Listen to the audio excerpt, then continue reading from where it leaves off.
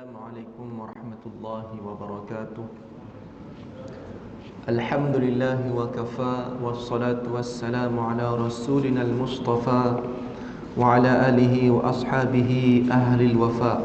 Ashhadu an la ilaha illallah wahdahu la sharika lah, wa ashhadu anna Muhammadan abduhu wa rasuluh. Subhanaka la ilma lana illa ma 'allamtana innaka antal alimul hakim. La hawla wa la quwwata illa billahil aliyyil azim. Allahumma la sahla illa ma ja'altahu sahla wa anta taj'alul hazna idza syi'ta sahla. Rabbi yassir wa la tu'assir, Rabbi tammim bil khair, amma ba'd. Yang dimuliakan Tuan Nazir, seterusnya Saf Al-Jawatan Kuasa Masjid An-Nur, Tuan Imam, Tuan Bilal, tuan-tuan guru, para alim ulama, datuk-datuk, datin-datin, hadirin hadirat, mukminin mukminat yang dirahmati Allah. Alhamdulillah, malam ini dapat kita bertemu. Mudah-mudahan Allah berkati pertemuan pada malam ini. Allahumma amin. Dan kita berada di hujung tahun 2021. Kita akan masuk tahun 2022, ya. Yalah, saya kira 2021 banyak meninggalkan kenangan, ya, suka duka yang macam-macam, ya, dalam keadaan banjir dan sebagainya, PKP-nya. Jadi ujian demi ujian datang menerpa kita. Apapun, ya, sebagai seorang mukmin sepatutnya setiap hari dia semakin baik, ya, semakin baik. Hari ini lebih baik daripada semalam, ya, ataupun paling kurang pun lah tuan-tuan dan puan, ya, hari ini sama seperti semalam, itu paling kurang. Sepatutnya lebih baik daripada semalam. Yang kita bimbang, ya, semakin teruk daripada semalam, itu yang takut tu, ya. Iman kita yazid wa yanqus, turun naik, turun naik. Itu iman manusia. Malaikat dia yazid wa la yanqus, dia naik, dia tak turun-turun. Adapun iblis dan syaitan, ya, yang pus la yazid, dia turun, tak naik-naik, kan. Jadi kita ni dia tengah-tengah. Sebab tu kata Imam Al-Ghazali rahimahullah ta'ala, manusia ini kalau dia dapat mengekang hawa nafsunya, maka dia ni duduk macam seolah-olah dekat-dekat dengan malaikat. Sebab apa? Sebab malaikat ni dia tak ada dosa. Jadi kalau seorang manusia dapat menaikkan imannya, iman, jadi dia ni macam dekat-dekat malaikat, kata Imam Al-Ghazali. Bukanlah malaikat, tapi kita seolah hampir-hampir, ya, duduk dengan level malaikat. Adapun kalau iman kita makin menurun, tak naik-naik, maka dibimbangi kita ni lebih kurang setan sajalah, ya. Wal-a'yadzubillah min dzalik. Hadirin yang dirahmati Allah sekalian, sebab itu saya nak petik satu kata hikmah ini. Ibnu Athaillah As-Sakandari rahimahullah ta'ala sebut dalam kitab hikamnya. Ini kata hikmah yang ke-35, ya. Saya petik, dia kata apa? Aslu kulli ma'siyatin wa ghaflatin wa syahwatin ar-ridha 'anil nafsi. Asal usul ataupun kita panggil asal segala kemaksiatan, asal segala kelalaian, asal segala syahwat itu apa dia, tuan-tuan dan puan? Asal dia ialah keredaan memuaskan hawa nafsunya. Dia ar-ridha 'anil nafsi, dia meredai, menuruti nafsu dia. Yang inilah asal kenapa orang buat maksiat.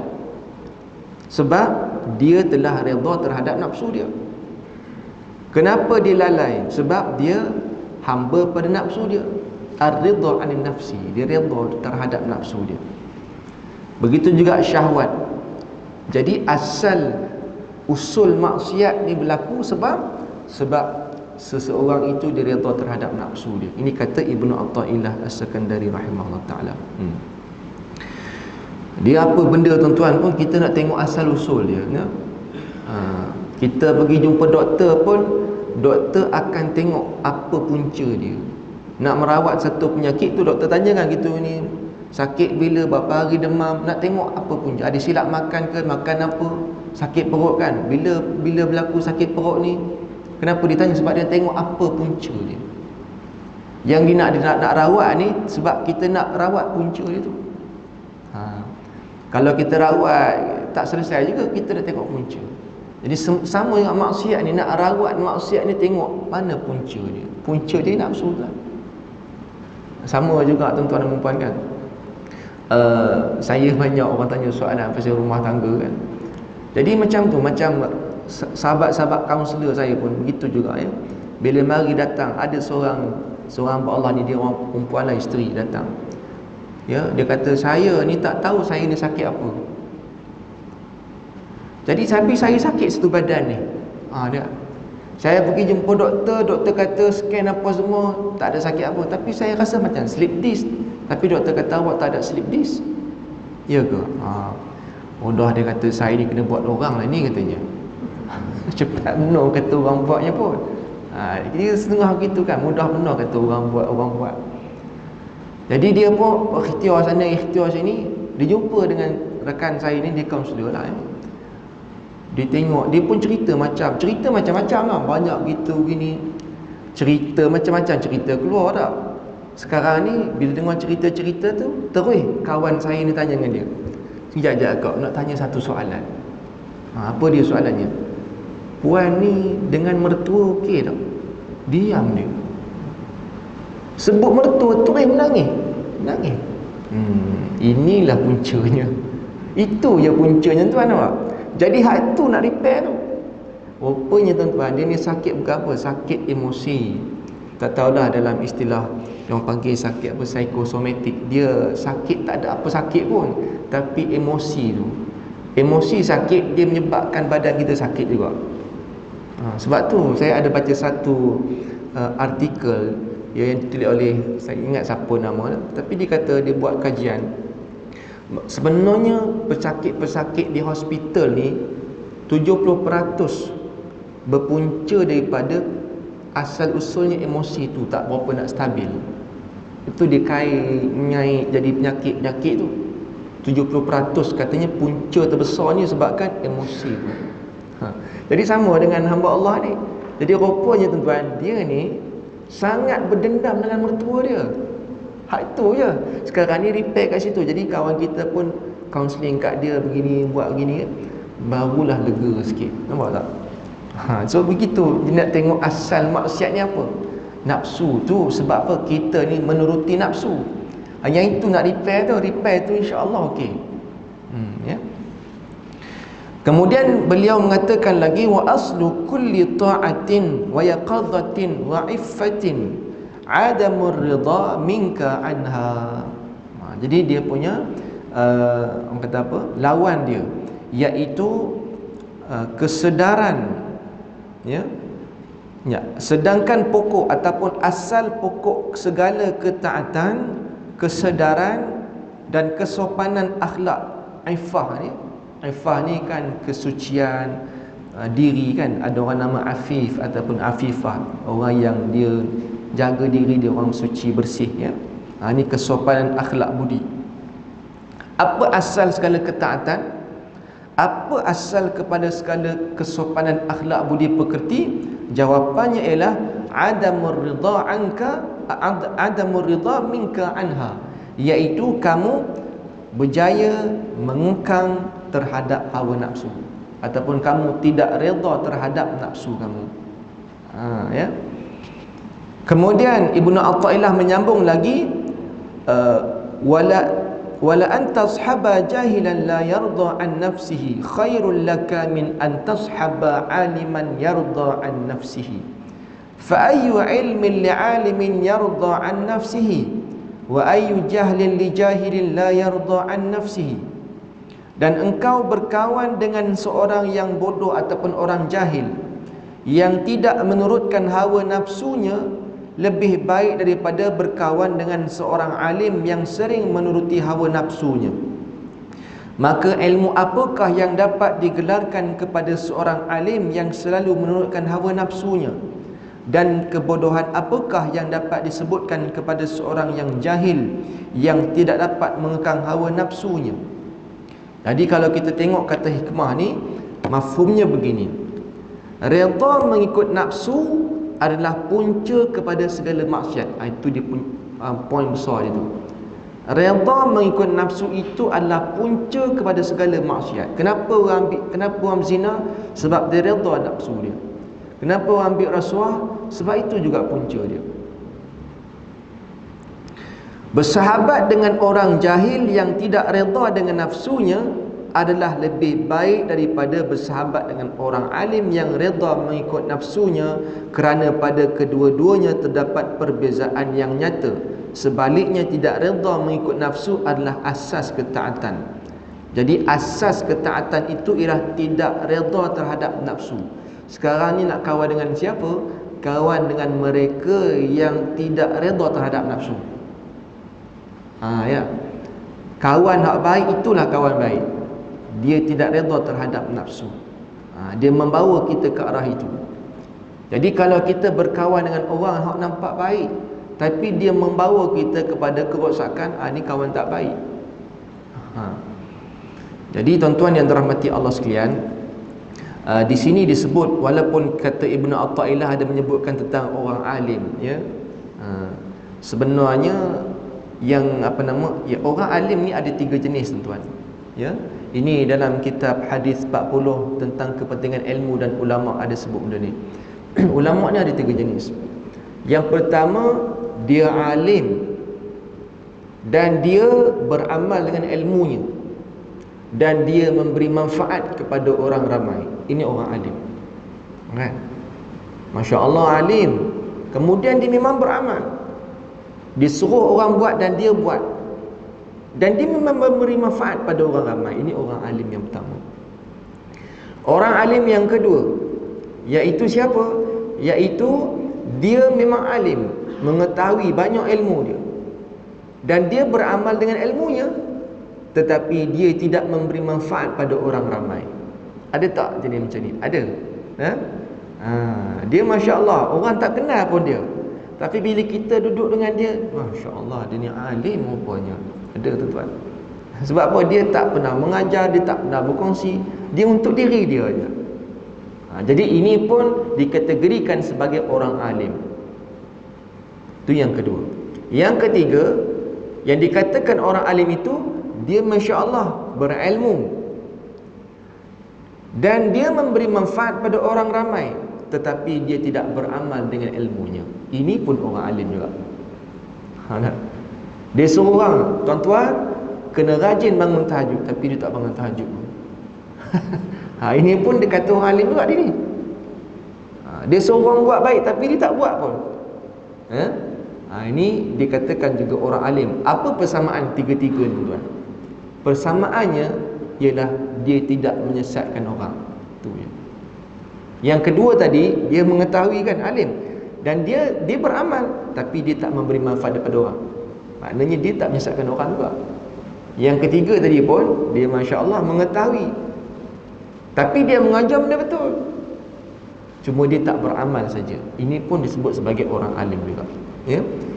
Yang tidak dikatakan ulama sebetulnya, dia menyesatkan orang. Itu bukan ulama kalau ikutkan. Istilah dia panggil ulama su kan. Ini istilah kita, ya. Ulama yang tidak sepatutnya, dia orang alim tapi dia mengajar orang buat jahat. Ini tak alim, ya. Saya teringat, tuan-tuan, sebenarnya itulah penting juga ilmu ni untuk saya dan kita semua. Bagi suami, bagi isteri ataupun siapa-siapa, pada saya lah, tuan-tuan, kan, kena juga tahu sikit sebanyak ilmu fiqhul aulawiyat, fiqh keutamaan. Mana satu nak letak keutamaan tu? Suami, isteri, suami dengan isteri dengan anak, isteri dengan mak mertua, mana satu nak utama? Kadang kita tak tahu nak letak kat mana. Ada melebihkan isteri, ada melebihkan mak. Jadi mana satu kan? Ini kita panggil keutamaan tadi tu, antara Allah dan Rasulnya, ya. Hadirin yang dirahmati Allah sekalian, tengok, ya. Ada satu kisah berlaku di Mekah, ya. Dia Masya Allah, dia ada ramai anak murid. Anak murid pun alim-alim juga.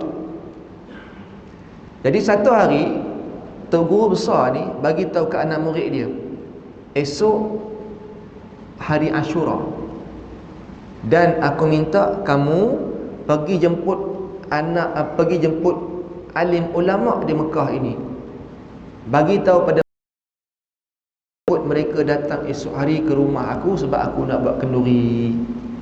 Aku nak buat kenduri sempena 10 hari Ashura tu, 10 Muharram. Anak murid kata apa? Tok Guru, esok ni orang puasa ni, kan Nabi suruh puasa. Jadi kami rasa mungkin ulama-ulama di Mekah ni puasa esok, jadi macam sia-sia buat kenduri esok ni. Kata Tok Guru ni, tak apa, panggil saja mereka datang, katakan aku jemput datang. Maka anak murid pun jemputlah, semua alim ulama datang. Kata Tok Guru jemput. Esoknya memang diorang pun datang. Diorang pun datang dan memang Tok Guru ni hidang makanan macam kenduri betul lah.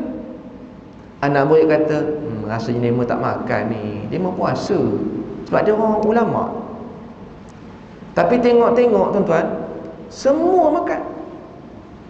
Garu kepala anak murid ni, turut benar ulama dah ni. Turut betul pun ni ulama ke tak? Turut betul dia pun ni, tak ikut sunnah Nabi ni. Geleng kepala anak murid. Tak sangka lah ulama macam ni tak.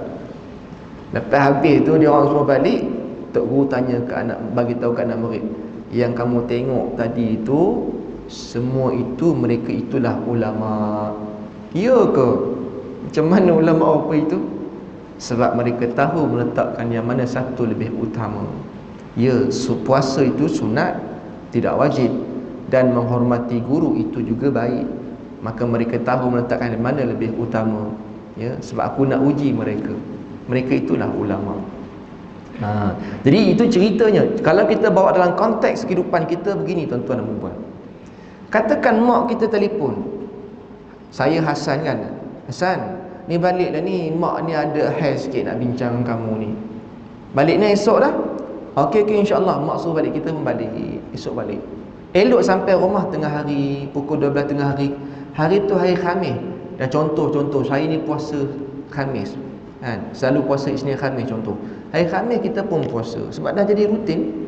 Kita pun balik rumah mak kita, mak dah masak elok, sedap. Pajeri terung pula, tu favourite saya tu. Contoh pajeri terung, tu favourite saya, mak saya masak.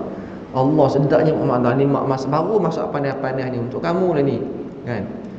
Saya katakan mak saya, Allah mak, sedap masakan mak ni kan. Tapi puasa lah mak, sayang pula nak buka ni. Mak kita suruh buka puasa, mak tak suruh buka puasa sebab mak faham puasa sunat kan baik. Tapi dalam hati mak kita mungkin dia berbisik, penat aku masak, nak bagi dia makan. Tapi tak apalah, nak buat macam mana dia puasa. Ada sedikit kecil hati ke situ. Ini namanya tak orang bercerdik. Sepatutnya kita tengoklah puasa ni puasa sunat, tapi memuliakan ibu tu kan lebih baik. Maka Allah lebih suka kita memuliakan ibu kita. Jadi saya pun tak payahlah cerita puasa tak puasa. Mak kata makan memang, Allah sedapnya mak masak ni, kita pun makan, mak kita pun seronok. Oh, selera dia makan, dia pun gembira hati ibu tu. Maka itu mendatangkan keridaan Allah Ta'ala. Tak payah cakaplah saya puasa, buka sajalah. Lainlah kalau puasa Ramadan, itu tak payahlah cari pasal kan. Balik pula puasa Ramadan, mak ni uzur nak puasa tak larat, mehlah makan sekali. Boleh juga mak. Itu nama tak cerdik kan. Tengoklah kalau kita puasa Ramadan, mak kita pun faham boleh puasa, mak nama lebih puasa mak Ramadan ni, mak fahamlah. Jadi itu kata penting juga ilmu tu, kepentingan ilmu dalam kehidupan kita ya, supaya kita tahu. Hadirin yang dirahmati Allah sekalian. Tapi itulah ya cerita air mani, air mazi, air wadi pun ramai orang tak tahu tuan-tuan. Saya cerita dia, ramai orang tanya tu, air mani ni macam mana ustaz? Ini ada suami isteri yang dah kahwin lama, mandi wajib pun tak tahu. Saya tanya dengan abang tu, abang tak pernah mandi ke selama ni? Tiap-tiap hari mandi. Tak, bukan payah benar pun nak mandi wajib tak? Tapi tak tahu. Main-main tuan-tuan. Ya. Allahumma salli ala Muhammad. Macam-macam cerita tuan-tuan. Baru ni saya dapat satu sedih saya tuan-tuan ya. Allah uji kita banyak. Dan kata Allah murka kita, wallahualam, tak tahulah kan. Dia ni menantu, dan dia jaga mak mentua dia. Bagus tak menantu? Bagus. Menantu punya baik jaga mak mentua. Bukan senang dapat menantu boleh jaga mak mentua. Mak mentua dia uzur, sakit, ya. Tapi masalahnya tuan-tuan, apa jadi? Dia pergi perkosanya mak mentua dia tu. La haula wala quwwata illa billah. Saya tuan-tuan, astagfirullah, kawan tu dah uzur dah, bukannya sihat, bukannya segar lagi. Kalau mak mentua kita segar tu boleh tahan lagi, ni sakit tuan-tuan, bedridden itu boleh tahan puasa pula orang tu. La ilaha illallah. Saya tanya macam-macam manusia ni. Sebab apa tuan-tuan? Aslu kulli maksiatin ar-ridha 'an nafsi. Sebab apa? Dia menurut nafsu dia. Muslimin muslimat yang dirahmati Allah sekalian.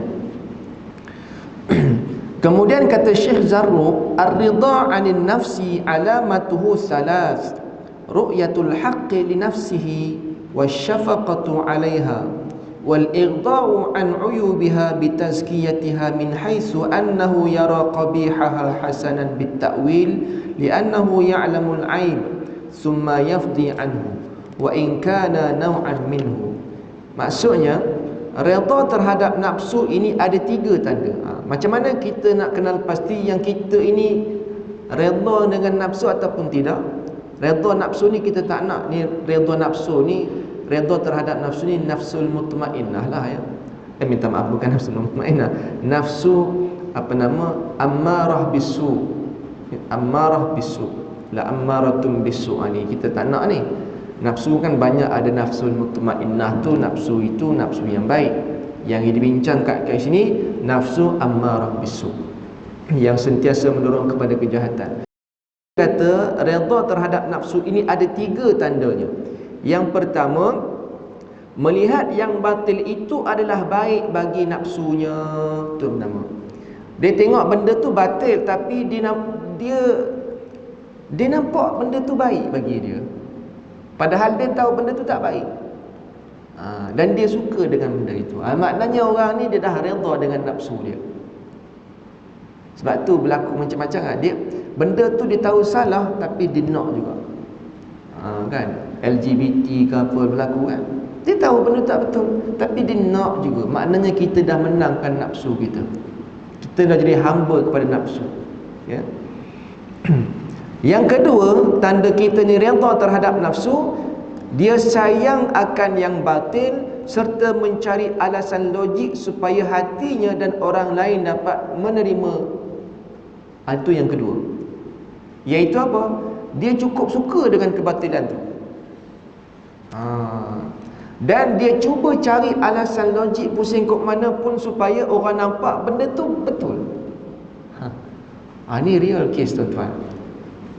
Saya pernah jumpa adalah maknyah ni lah. Maknyah ni tahu, maknyah lelaki yang menyerupai perempuan, ya. Dia ni lawyer, dan dia asalnya sekolah agama, dan dia memang pandai bahasa Arab, dan dia lawyer. Bila saya sembang dengan dia tuan-tuan, dia kata, siapa kata LGBT ni, maknyah ni, gini tak ada dalam Quran? Ada, bahkan Allah membenarkan. Kita dengar, hebat. Siapa kata tak ada, katanya? Dalam Quran ada sebut. Saya tak ingatlah ayat apa dia baca, dan dia memang baca Quran, disebut ayat tu. Dia baca ayat tu dan dia tafsirkan pula. Saya yang dengar tuan-tuan, kagum juga. Macam betul lah. Saya dengar tuan, betul lah, ada ayat Quran macam ni. Saya kata, ya Allah, bahaya betul, ya. Kalau orang yang tak ada asas pegangan yang kuat ni, mungkin dia akan terpengaruh. Kata, betul lah dalam Quran ada. Dia memang pandai berhujah. Dia lawyer pula kan, pandai berhujah. Sampai saya dengar pun kata, macam iyalah, nampak. Ini yang bahaya ni. Itu tanda hak ni, katanya dia akan cuba cari alasan logik supaya kita nampak benda tu betul. Di kona ayat Quran sini, kona gini. Wal a'yadu billah min zalik. Ya. Nampak tu kata nampak alim tu, tapi sebenarnya merosakkan orang. Ya. Hak ni kata ulama su tu, ya, dia merosakkan orang. Itu yang kedua, ya. Tanda yang ketiga iaitu dia akan cuba untuk dia akan cuba menyebarkan pula. Tadi dia cuba cari logik pusing ke mana supaya orang nampak benda tu betul. Yang ketiganya, tanda dia redha terhadap nafsu, dia akan cuba menyebar luaskan supaya orang yakin dan orang suka benda tu. Bahkan dia orang rasa bangga. Inilah gerakan LGBT dan sebagainya. Kan? Dia cuba sebarkan pusing hak asasi manusia dan sebagainya. Kami ni terperangkap dalam diri, kan? Sebenarnya kami ni wanita, cuma lelaki, macam mana cerita kan? Badan lelaki dalam wanita. Kami ni terperangkap dalam jasad lelaki. Kan? Allahu ta'ala, tuan-tuan, ya. Ujian, banyak ujian. Allahumma salli ala Muhammad. Jadi benda inilah kita. Puncanya apa? Asalnya apa? Sebab dia redha terhadap nafsu itu je. Muslimin muslimat yang dirahmati Allah sekalian. Ya, mungkinlah ada yang maknya saya jumpa tuan-tuan, seorang lagi ni dia pakai tudung. Masya-Allah. Saya tengok pun boleh tahan juga. Kan dia, Allahumma salli ala Muhammad. Depa ni macam-macam kategori. Ada yang sebiji macam perempuan, tuan-tuan. Ya. Ada sebiji macam perempuan. Saya ingat ni dalam program Imam Muda dulu. Ya. Kami ni, saya ingat apa rupanya dia buat persembahan bagi kita ni. Saya kata, ni perempuan ke apa ni? Tak, ini kelas A punya katanya. Astagfirullah. Ya, masya-Allah. Dia kata macam perempuan betul. Tapi ada yang seorang ni, tuan-tuan, dia pakai tudung. Dia kata, saya sembang dengan dia, tengok ya. Tu kata aslu kulli maksiatin ni. Saya sembang lama dengan dia. Dia kata apa? Sebenarnya saya ni, dia kata mak ayah dia bercerai. Jadi kita tengok ya. Sebab tu saya bawakan pasal isu kekeluargaan ni, sebab kita nak jaga rumah tangga ni, sebab dia kesan pada anak-anak tu ada. Ya, dia kata mak ayah dia bercerai. Jadi dia ni ada dua beradik macam tu ya. Dia dengan seorang abang dia. Abang dia pula, kami berdua ni tukar kanting, tak ada kasih sayang. Jadi abang dia ni tak tahu nak pergi mana, abang dia jadi gay. Yang dia ni pula, dia pun tak tahu nak pergi mana, tempat bergantung tak ada. Jumpa kawan-kawan. Jadi kawan-kawan jadikan dia terpengaruh jadi maknya. Dia kata, apa I nak I dapat. Dia ada gaji besar dan sebagainya. Tapi I rasa tak tenang hidup ni, dia kata. Saya ingat lagi dia kata, I rasa tak tenang hidup ni. Jadi dia kata, I ni tak percaya dah, lelaki tak percaya, perempuan pun tak percaya.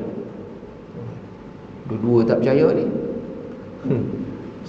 Lepas tu saya pun, tuan-tuan, cerita ni, saya tanya dengan dia. Minta maaf, dah lama saya dengan saya tanya. Nak tanya satu benda.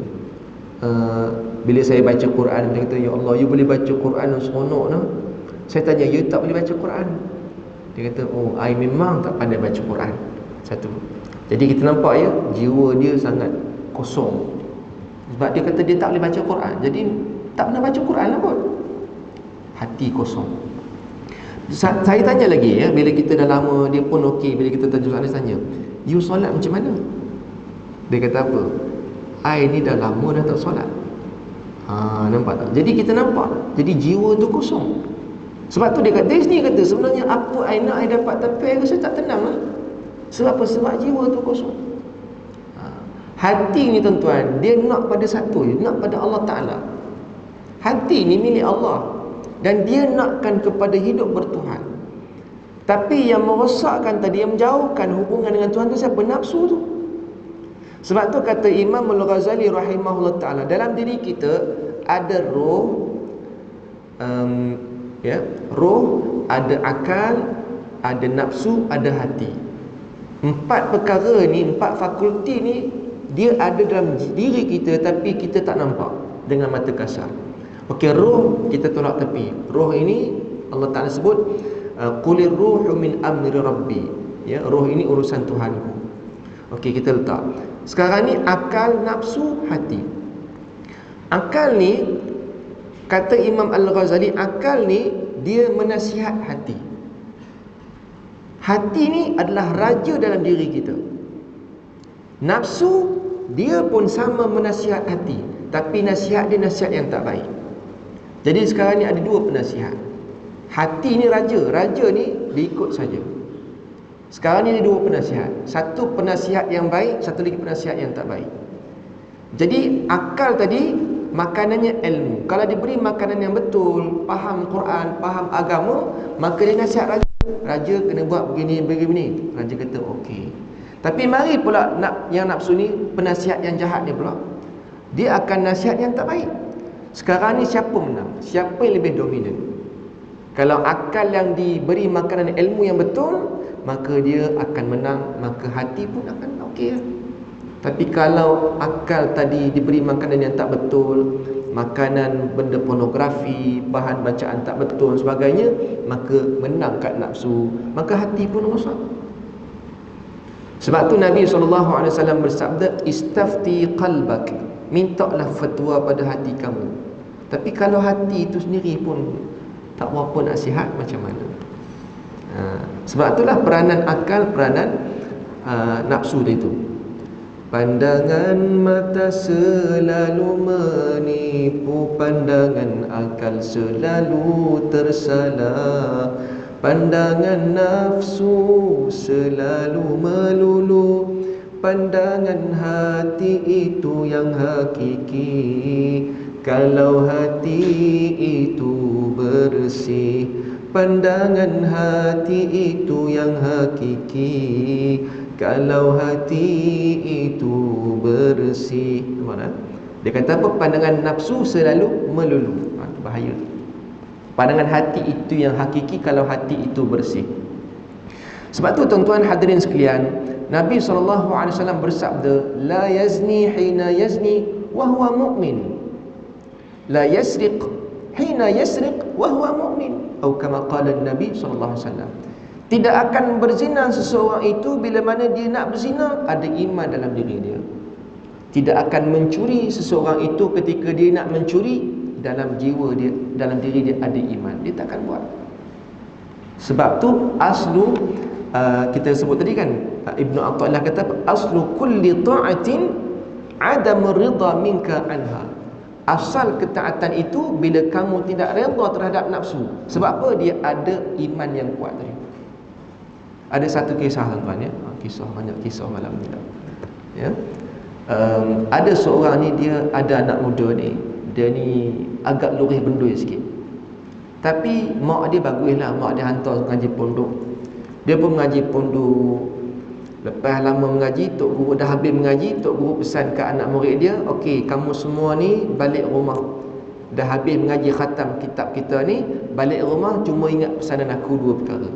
Yang pertama, balik rumah buatlah kerja macam kerja bapa kamu. Yang kedua, pesanan aku, apa pun yang kamu buat, ingat kita kena jadi orang yang bertakwa. Kan? Jadi dia ni lurus benda tu kan. Dia balik rumah, dia pun tanya mak dia, mak, arwah abah dulu kerja apa? Kenapa kamu tanya soalan tu? Tak, ni sebab tok guru pesan. Tok guru suruh tanya apa kerja bapa, sebab saya kena kerja macam kerja bapa. Maknya pun serba salah.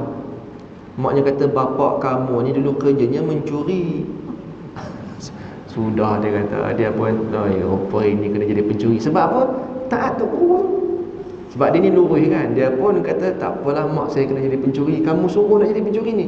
Tok guru pesan macam tu. Dia pun belajarlah cara mencuri tuan-tuan. Satu malam dia pun dah pandai mencuri, dia pun keluar rumah. Dia pergi rumah jiran dia nak mencuri. Bila dia nak pecah masuk rumah jiran, dia ingat pesanan tok guru tu, apa pun kamu buat kena bertakwa. Dia flashback balik. Yang aku tahu, orang bertakwa ni tak boleh menyakiti hati jiran. Itu bukan sifat orang bertakwa tu.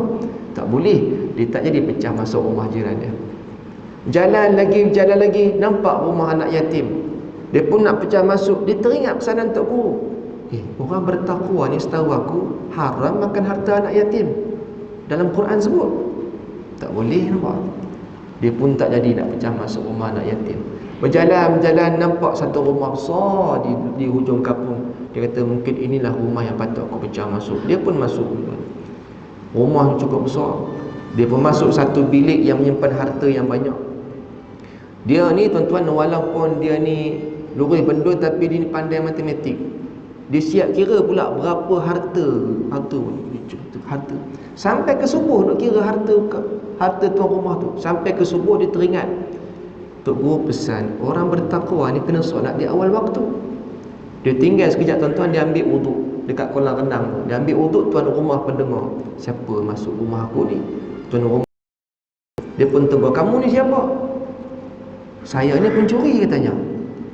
Tuan rumah punya takut, kamu pencuri? Ni kamu buat apa ni? Saya nak ambil wuduk, nak solat jap. Jadi dia pun kata, awak ni tuan rumah ke? Ya, saya tuan rumah sini. Jom solat subuh sekali. Kita kena solat awal dia waktu ni katanya. Tuan rumah ni punya takut tuan. Dia kata dah kata pencuri kan. Pencuri ni jangan main-main, dia buat apa-apa. Jadi dia ajak solat, dia pun solat sama-sama.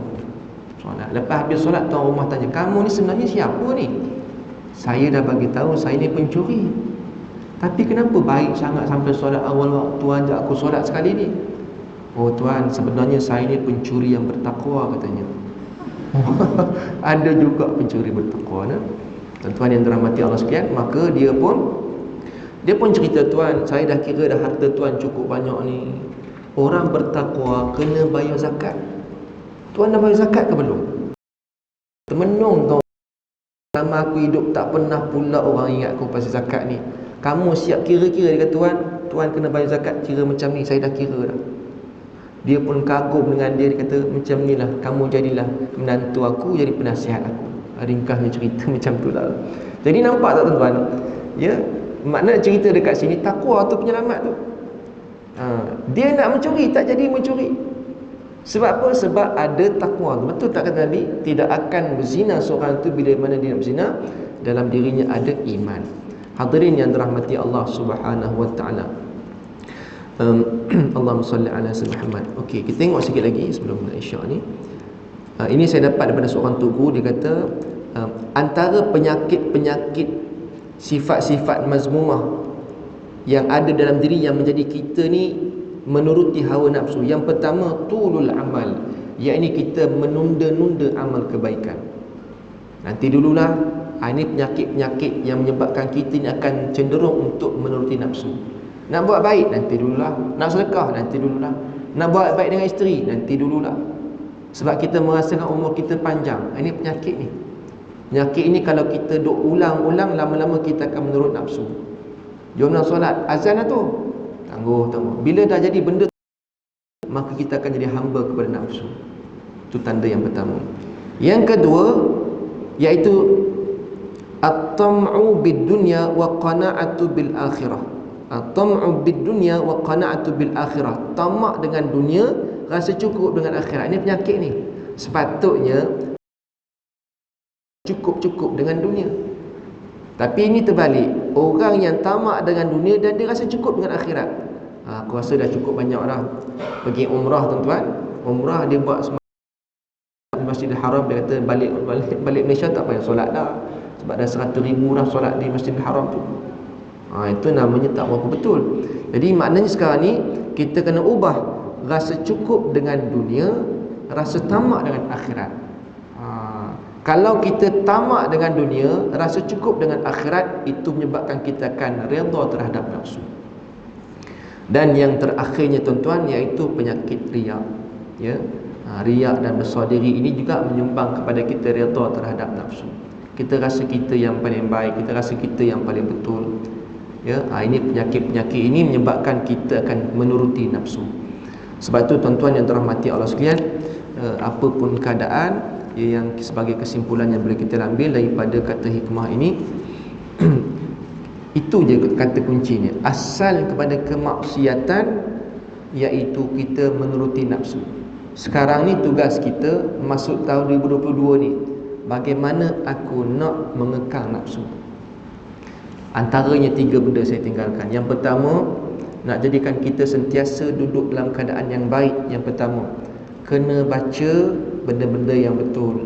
kena mendengar benda-benda yang betul. Ini boleh merawat hati kita.